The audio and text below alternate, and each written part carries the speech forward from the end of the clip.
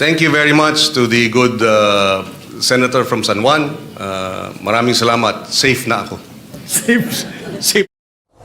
Mr. President, the Supreme Court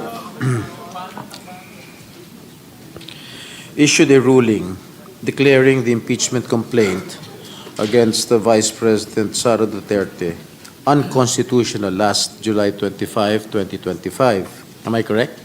That is correct, Mr. President. And some of our colleagues, some senators, criticized that such decision undermines the separation of powers. Does the chairperson agree with this position, Mr. President? This representation, you mean? Yes. Well, I manifested my position on the floor, and therefore that's on record, Mr. President. I forgot what was your manifestation, Mr. President.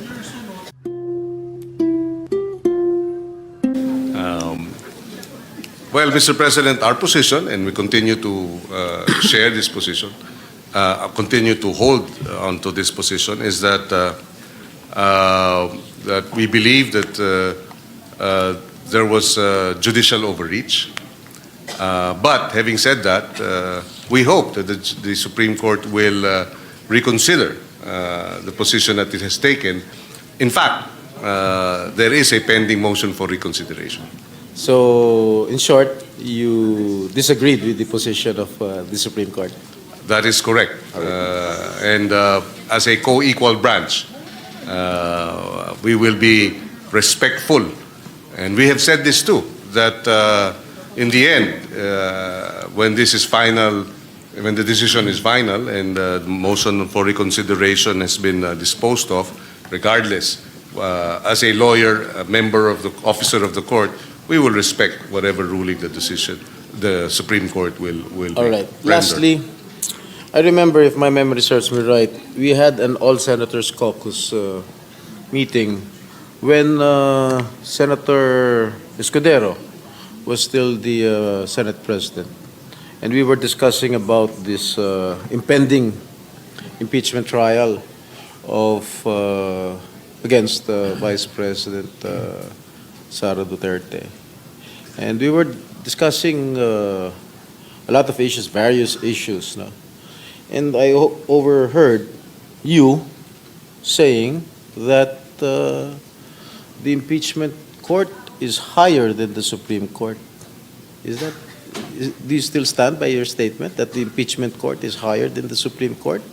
Because I am not a lawyer, but I studied law for 4 years, but I really beg to disagree that the impeachment court is higher than the Supreme Court, Mr. President.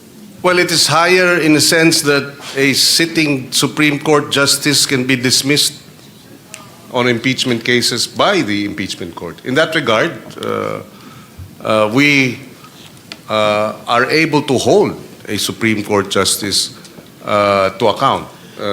We render judgment. So it's a novel legal question and legal argument. You mean to tell this representation that we can summon the justices of the Supreme Court? What if they don't want to appear here? What can we do? Well, we actually summoned. Can we just force them to? We actually summoned. The with due respect to our colleague, we actually did have this former Supreme Court justice appear before the impeachment court. Who? So.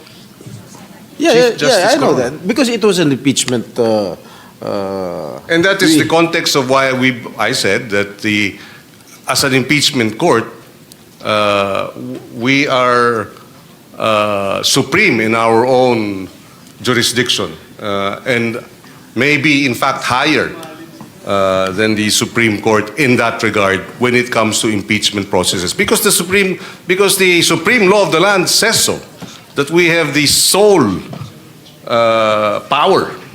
Sole, it says sole power. It does not say anything else but sole power to try and decide impeachment cases.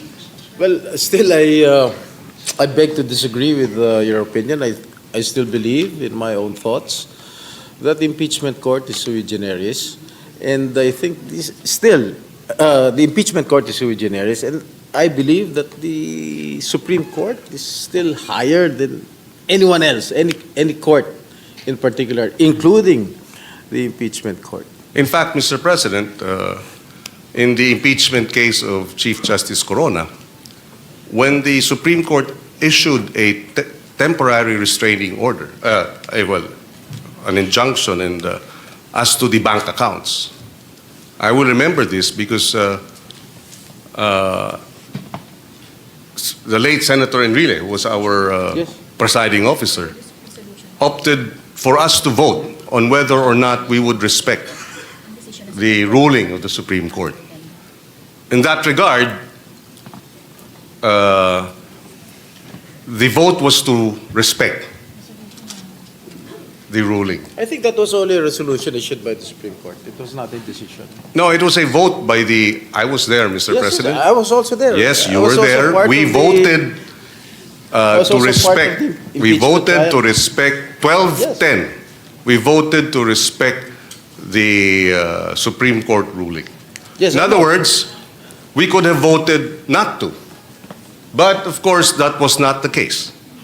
Yes, I know. I was. And it was an exercise of our exclusive power as an impeachment court. What if it was adverse to the decision? Well, that's of, speculative, the decision Mr. of the Supreme President. Court. The What point will is, happen? that's speculative, Mr. President. The point is, we voted. Yes, I we know. did not decide to just respect the Supreme Court ruling.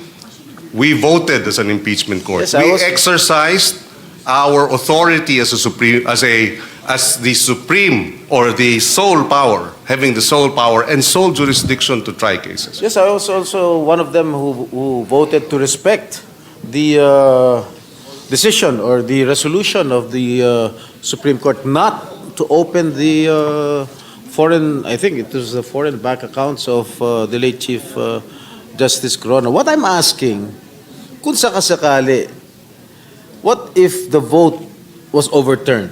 I mean, 12-10 in favor of not respecting the opinion of the Supreme Court. What will happen? Well, it's speculative, Mr. President. No. It didn't happen, so. Yeah. Being a lawyer, maybe you can educate this representation because I am Well, not also a lawyer. being a lawyer, if it's a speculative, if I'm Maybe we being can- asked to answer a scenario that's speculative, I'd rather wait for the actual case. In this actual, and what I'm citing is the facts that when the Supreme Court ruled to enjoin us from accessing the bank accounts, we opted to vote whether we would respect the Supreme Court ruling or not.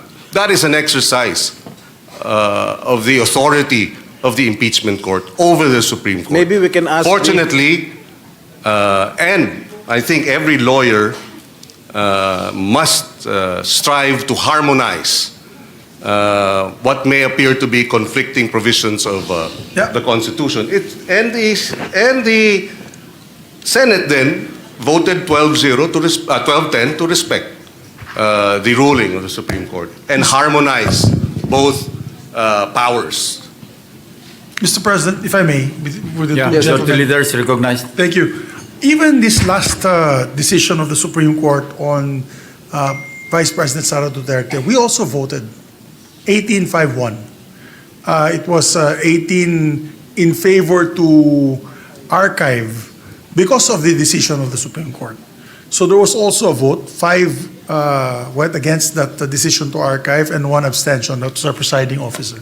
So we also voted at that. And that is the exercise. That is and I agree. That is an exercise of the impeachment court, and therefore it decided to archive the case in that regard. Oh, sorry, the vote to archive was not done by the impeachment court. It was done in plenary. Yes, so that would be a different set of facts. All right. Okay, Mr. President. Does the Supreme Court has the authority to review the impeachment proceedings for grave abuse of discretion, for example? Final yan eh, unappealable yan. The Supreme Court has the power to exercise. Yung decision. It has the when there is grave abuse of discretion, the Constitution provides that power to the Supreme Court to intervene and to correct what may have been an abuse of authority or power of other branches of government. It's the power of judicial review. Okay, assuming we convict a impeachable officer, can it be elevated to the Supreme Court? No more. No. The That's decision or the ruling of the impeachment court is final. Yes. All right. Okay. Again, maybe you can ask the opinion of maybe the court administrator or the justices of the Supreme Court here present with regard to my question propounded to you, Mr. President, with regard to the who is higher, the Supreme Court or the impeachment court. Well, I think considering that there's still a motion for reconsideration on the positions taken by the House of Representatives, and there is a pending case, then they would prefer, yes, kulang daw ng 12. But kidding aside, it would be sub judice. Okay. Anyway, that's all, Mr. President. Thank you, Mr. Sponsor. Thank you for the justices of the Supreme Court, the court administrator, and to all the justices present here today. Thank you very much. Senator Lauren. Thank you very much to the good senator from San Juan. Maraming salamat. Safe na ako. Safe mga tanong mo. Anyway, Mr. President, next to propound, hopefully, just 2 questions. She promised me just 2 questions today. Is no other than our Vice Chairman of the Committee of